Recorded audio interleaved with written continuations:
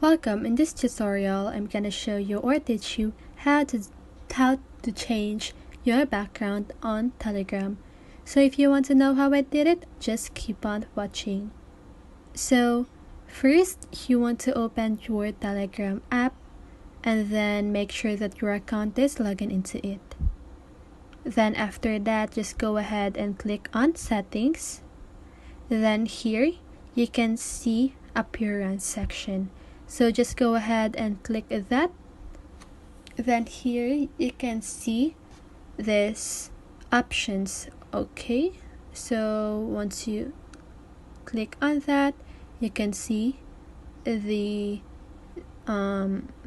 sample of it on the upper part of the screen.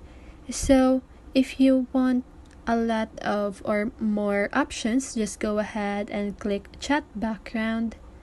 Then here you can see all of the options that you have, and then also you can choose from photos. So if you want that, just go ahead and click that, then choose any photo that you want.